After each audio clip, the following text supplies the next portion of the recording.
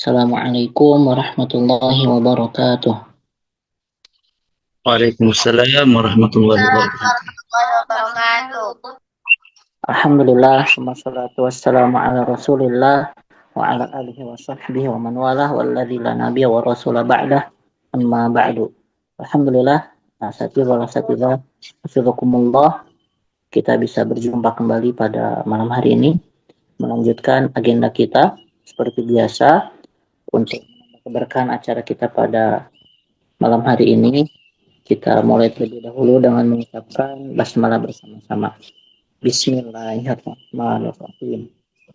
Baik, insyaallah agenda malam hari ini kita lanjutkan langsung bersama guru kita, Al-Ustaz Al-Muhtaram Muhammad Irfan. Insyaallah Ta'ala. Alhamdulillah beliau sudah berada di tengah-tengah kita. Pada Ustaz Muhammad Irfan, falyatafaddal alaika maskura. Baik, jazakumullah khair Ustaz Fakhruddin ala at-taqdim. Bismillah, alhamdulillah, wassalatu wassalamu ala rasulillah wa alihi wa sahbihi wa la hawla wa la quwwata illa billah. Ikhwah dan akhwat yang sama dirahmati Allah Subhanahu wa taala. Alhamdulillah, pada kesempatan kali ini kita akan kembali melanjutkan pembelajaran kita dalam sesi yang kedua ini terkait dengan hal-hal yang menyangkut tazkiyatun nafsi. Upaya kita untuk memperbaiki diri. Ikhwah dan akhwat yang sama dirahmati Allah Subhanahu wa taala, setiap muslim yang fatinun, setiap muslim yang cerdas tentunya akan melakukan berbagai macam upaya sekuat mungkin atau sekeras mungkin atau semaksimal mungkin untuk dapat memperbaiki diri mereka. Dan tentunya hal yang menjadi keinginan bersama daripada upaya yang kita lakukan untuk memperbaiki diri kita itu adalah agar kemudian kita bisa meraih ketenangan, kita bisa meraih kebahagiaan, ya, yang tentunya akan dirasakan oleh hati kita, meraih ketenangan hati. Nah, inilah tujuan di antara tujuan pokok dari pembelajaran kita, tazkiyatun nafsi. Ya. Tazkiyatun nafsi, sekali lagi, ikhwah dan akhwat sekalian, adalah merupakan upaya yang kita lakukan untuk mensucikan diri kita. Tentunya upaya yang kita maksud adalah melakukan hal-hal yang merupakan ketaatan kepada Allah Subhanahu wa taala, baik yang sifatnya wajib maupun yang sifatnya sunnah, yang kemudian kita istilahkan dengan sebutan at-tahliyatu. Dan kemudian kita lakukan dengan upaya kita meninggalkan seluruh apa yang dilarang oleh Allah Subhanahu wa taala, meninggalkan seluruh maksiat kepada Allah Subhanahu wa taala yang kemudian oleh ulama kita diistilahkan dengan sebutan at-tahliyatu. Nah, seluruh upaya-upaya itu kita lakukan terhadap diri kita. Ya.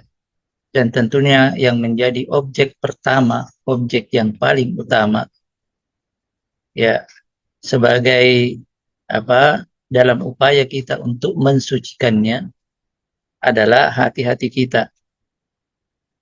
Yang mana hati itulah yang kemudian merupakan pusat seluruh kebaikan.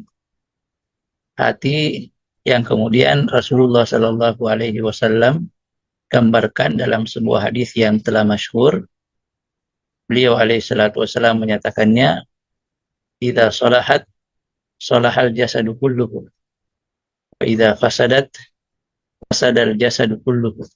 Ya, apabila hati ini baik, maka seluruh raga yang lain pun akan menjadi baik. Tetapi manakala hati kita ini kotor, hati kita ini buruk, maka demikianlah anggota tubuh yang lainnya pun adalah akan menjadi buruk.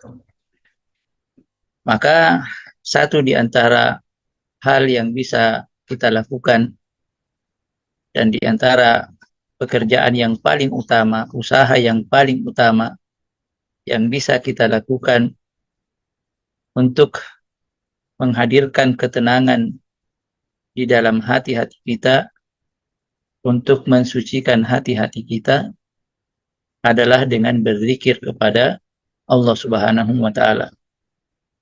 Dan hal ini ikhwah dan akhwat yang sama dirahmati Allah Subhanahu wa taala adalah sesuatu yang disampaikan kepada kita oleh Allah Subhanahu wa taala di dalam beberapa firman-Nya, di dalam beberapa ayat di dalam Al-Qur'an. Di antaranya adalah firman Allah Subhanahu wa taala, "Ala bi dzikrillahi tatmainnul qulub." Ketahuilah, hanya dengan berzikir kepada Allah Subhanahu wa taala hati kalian akan menjadi tenang. Karena itu ikhwah dan akhwat yang sama dirahmati Allah Subhanahu wa taala, kita dalam segala hal dianjurkan atau diperintahkan untuk berzikir kepada Allah Subhanahu wa taala. Bukan sekedar anjuran atau perintah yang sifatnya insidentil, tetapi bahkan Allah Subhanahu wa taala menyuruh kita untuk banyak-banyak berzikir kepada Allah Subhanahu wa taala. Menghiasi lisan-lisan kita ini dengan zikir kepada Allah Subhanahu wa taala. Kita diperintahkan untuk berzikir dan memperbanyak zikir tersebut. Allah Subhanahu wa taala berfirman di dalam surah Al-Ahzab ayat 41 sampai dengan 42, "Ya ayyuhalladzina amanu dzkurullaha dzikran katsira." Wahai orang-orang yang beriman, berzikirlah kalian kepada Allah Subhanahu wa taala dengan zikir yang banyak. Kemudian Allah Subhanahu wa taala menyatakan, "Wasabbihuhu bukratan wa asila." Dan senantiasalah bertasbih kepada Allah Subhanahu wa taala baik di waktu pagi maupun di waktu petang. Ayat ini ikhwah dan akhwat yang sama dirahmati Allah Subhanahu wa taala yang memberikan kepada kita gambaran betapa Allah Subhanahu wa taala memerintahkan kita untuk banyak berzikir kepadanya. Karena dengan zikir itulah ikhwah dan akhwat sekalian, kita berharap bahwasanya itulah yang akan menjadikan hati-hati kita tenang, menjadikan hati-hati kita suci dan terbebas dari kotoran-kotorannya ketika kita senantiasa berzikir kepada Allah Subhanahu wa taala. Nah, sebaik-baik zikir kepada Allah Subhanahu wa taala, ikhwah dan akhwat sekalian, adalah dengan membaca Al-Qur'an. Ya. Al-Qur'an yang kemudian disifatkan oleh Allah Subhanahu wa taala, di antara sifatnya dinyatakan oleh Allah Subhanahu wa taala sebagai ruh. Ya. Sebagai ruh. Dia adalah ruh bagi hati-hati kita. Ruh bagi ruh yang akan menghidupkan hati-hati kita. Jadi itulah fungsi Al-Qur'an. Dan Al-Qur'an ini adalah merupakan sebaik-baik zikir kita kepada Allah Subhanahu wa taala. Dan karena itu juga maka Allah Subhanahu wa taala menyatakan bahwa salah satu di antara nama Al-Qur'an adalah Az-Zikr. Memberikan kesan kepada kita, memberikan pemahaman kepada kita bahwasanya Al-Qur'an itu adalah merupakan kitab yang dianjurkan bagi kita, dianjurkan bagi setiap kita, setiap mukmin untuk senantiasa membacanya dan mengulang-ulang bacaannya. Di dalam surah An-Nahl ayat 44, Allah Subhanahu wa taala berfirman, "Wa anzalna ilaika dzikra litubayyana lin-nasi ma nuzzila ilaihim wa la'allahum yatafakkarun." Allah Ta'ala berfirman, wa anzalna ilaika dzikra, dan sungguhnya kami telah menurunkan kepadamu wahai Muhammad alaihi salatu wassalam Al-Quran. Al-Quran yang di dalam ayat ini didiksikan dengan kata az-zikra, az-zikir. Ya, sehingga dari situlah ulama kita mengatakan bahwa Al-Quran itu adalah merupakan bagian dari zikir, dan bahkan dia adalah merupakan sebaik-baik zikir yang kemudian dilantunkan oleh seorang muslim. Ya. Kita sebagai seorang muslim diperintahkan, ya, disyariatkan untuk banyak-banyak membaca Al-Quran, banyak-banyak ya mengulang-ulang bacaan kita, karena itu adalah merupakan bagian dari zikir yang kita harapkan dapat menjadi penenang bagi hati-hati kita. Terkait dengan kewajiban kita terhadap Al-Quran, maka ada konsep yang dinyatakan oleh ulama kita dengan sebutan konsep 5M. Apa itu? Membaca, kemudian menghafal, mentadabburi, mengamalkan, dan mendakwahkan. Ya.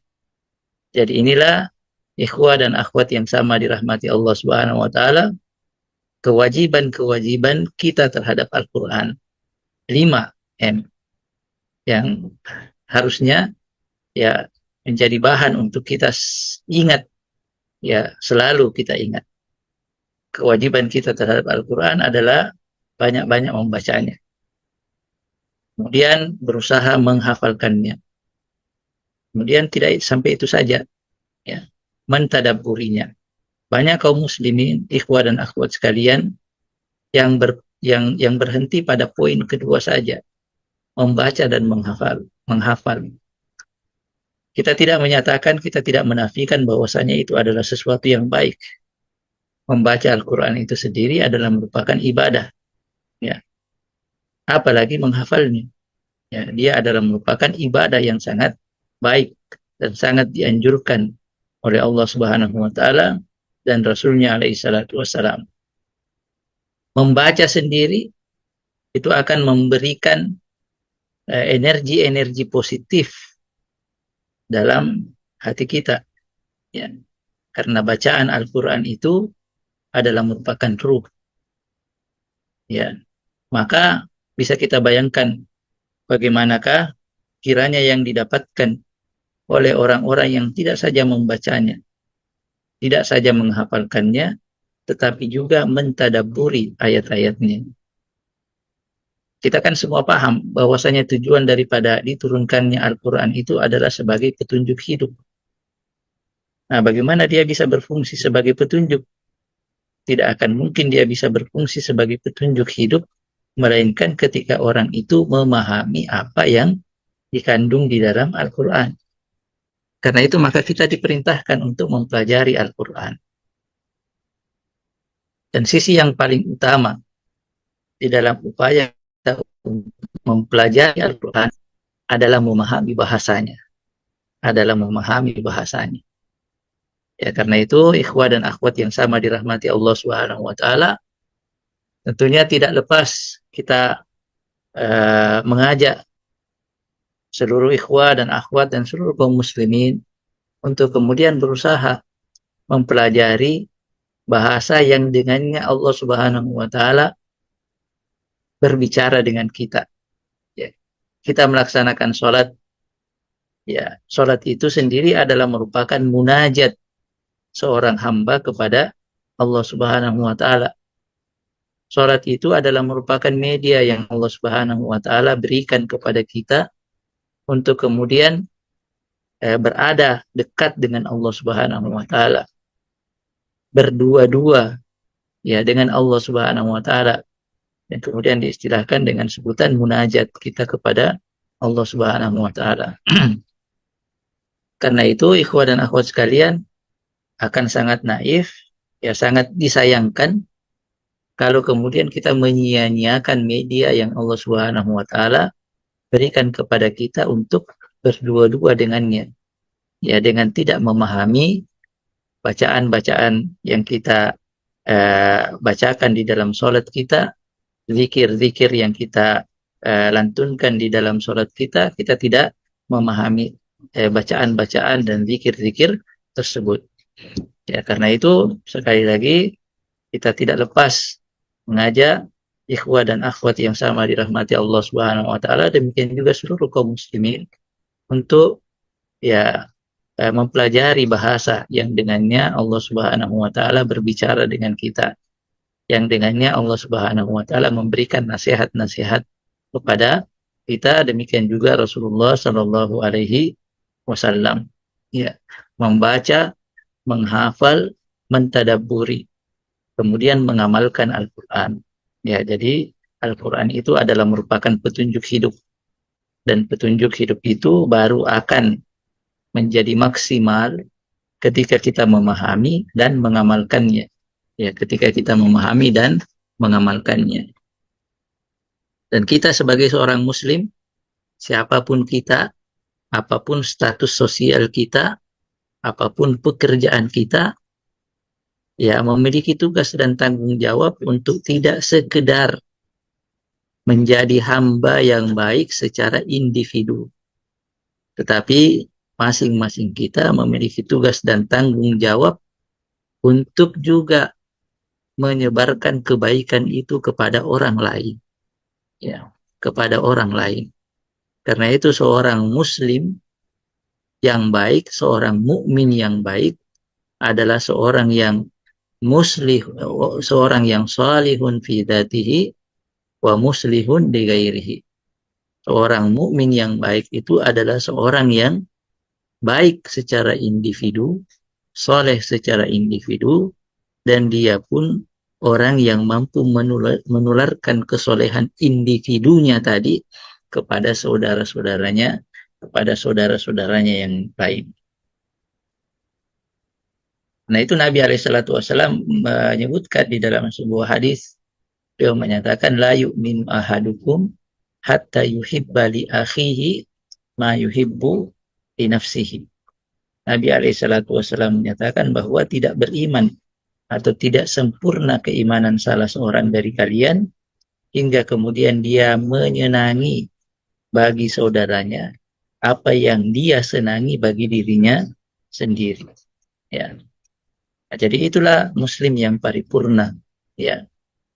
Dan kewajiban kita terkait dengan Al-Qur'an yang Allah Subhanahu wa taala turunkan sebagai anugerah terbesar bagi kita adalah membaca, menghafal, mentadabburi, mengamalkan, dan kemudian mendakwahkan apa yang telah kita ketahui dari ayat-ayat yang telah kita baca, ayat-ayat yang telah kita hafal, dan ayat-ayat yang telah kita pahami, ayat-ayat yang telah kita pelajari, tadabburi, dan pahami. Menjadi kewajiban kita untuk mengamalkannya, dan kemudian menjadi kewajiban kita untuk ya mendakwahkannya. Ikhwah dan akhwat yang sama dirahmati Allah Subhanahu wa taala. Karena itu maka kita menyatakan bahwasanya zikir kepada Allah Subhanahu wa taala adalah merupakan hal atau sebaik-baik hal yang bisa kita lakukan, yang bisa kita upayakan untuk memperbaiki keadaan hati kita. Dan sebaik-baik zikir kepada Allah Subhanahu wa taala adalah dengan senantiasa membaca Al-Qur'an, menghafalkan Al-Qur'an, kemudian mentadabburi ayat-ayatnya, kemudian berusaha mengamalkannya, dan kemudian mendakwahkan apa yang kita ketahui dari ayat-ayat tersebut. Karena itu ikhwah dan akhwat yang sama dirahmati Allah Subhanahu wa taala, untuk kajian kita selanjutnya maka kita akan memilih beberapa ayat-ayat Allah Subhanahu wa taala, beberapa firman-firman Allah Subhanahu wa taala yang darinya kita bertolak untuk mempelajarinya sebagai bagian dari upaya kita memperbaiki diri kita, memperbaiki hati-hati memperbaiki hati-hati kita. Dimulai dari sesuatu yang kemudian kita disyariatkan untuk memulainya sebelum kita membaca Al-Quran, yaitu beristi'adzah kepada Allah Subhanahu wa Ta'ala. Kalau kita bertanya apa yang dimaksud dengan al-isti'adzah, maka kita secara singkat akan menyatakan bahwa yang dimaksud dengan al-isti'adzah adalah merupakan permohonan kita kepada Allah Subhanahu wa Ta'ala agar Allah Subhanahu wa Ta'ala melindungi kita dari kejahatan syaitan yang akan senantiasa melakukan dua hal pokok berkenaan dengan hamba Allah Subhanahu wa Ta'ala. Yang pertama adalah berusaha menghalangi hamba Allah Subhanahu wa Ta'ala siapapun dia dari kebaikan. Kemudian yang kedua adalah proyek syaitan ini adalah berusaha untuk menggelincirkan manusia melakukan hal yang dimurkai oleh Allah Subhanahu wa Ta'ala.